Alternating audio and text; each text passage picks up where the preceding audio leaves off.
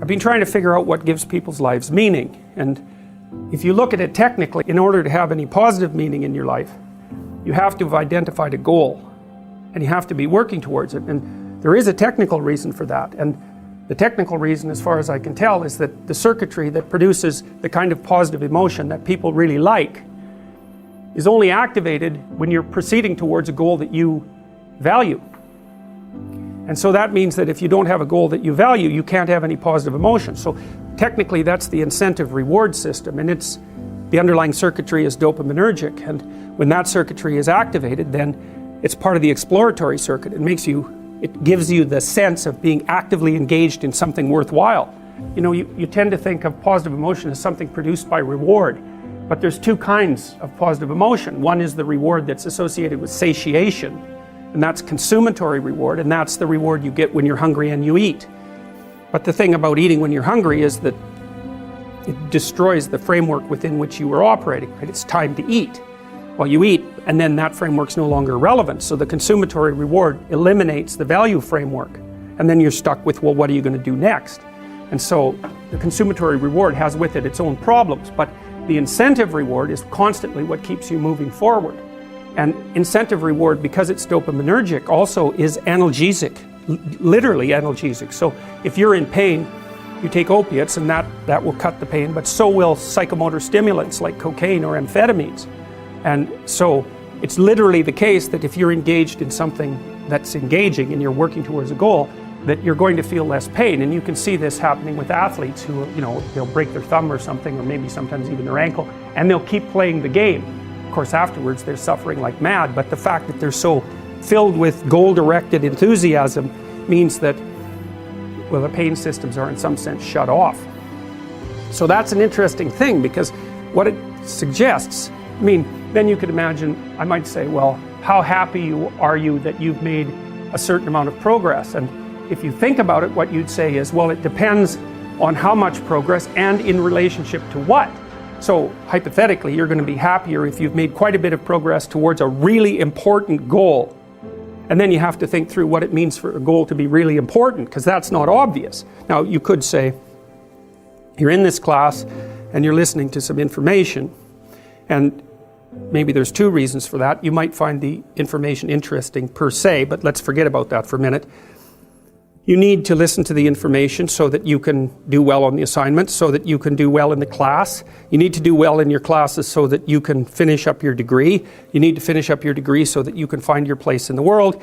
You need to do that so that you're financially stable and maybe you can start a family and have a life, and that's all part of being a good person, something like that. And so that's a hierarchy of goals, and you might say that being a good person would be the thing, however vaguely thought through, that's at the top of that hierarchy.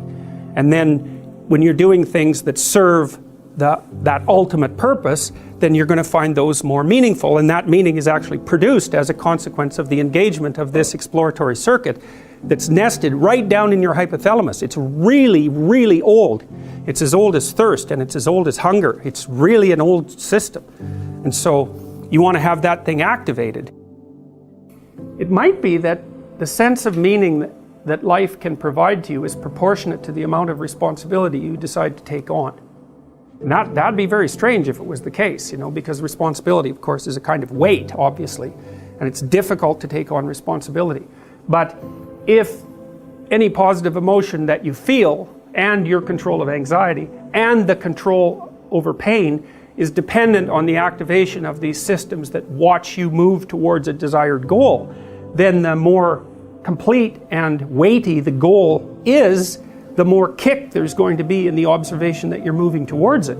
And you know, you kind of already know this, because you'll have observed in your own life that when you're engaged in something that you believe in, that the time passes properly.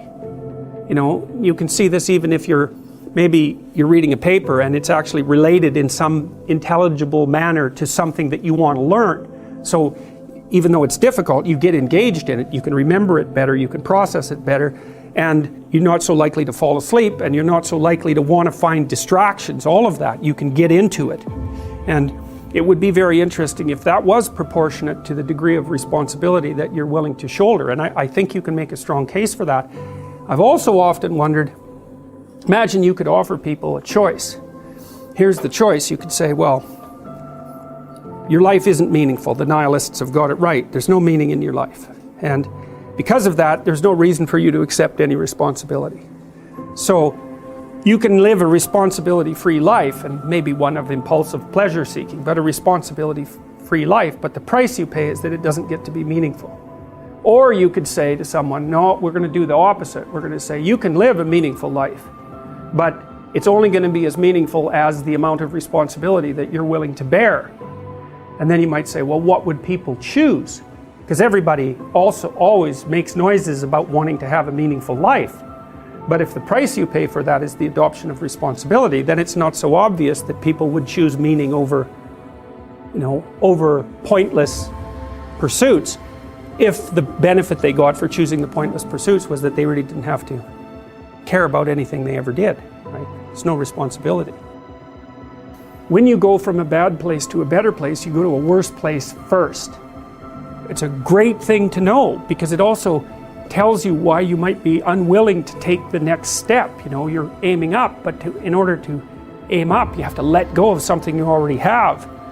And then that'll put you into a state of chaos. And unless you're willing to undergo that intermediary state of chaos, and you might not recover from it, you're not going to get to the next level. Many of you, I presume, have seen Breaking Bad. You have this ordinary high school teacher who really thinks that he's an axe, and his family as well. Like your typical persona, roughly speaking. He's just a normal guy.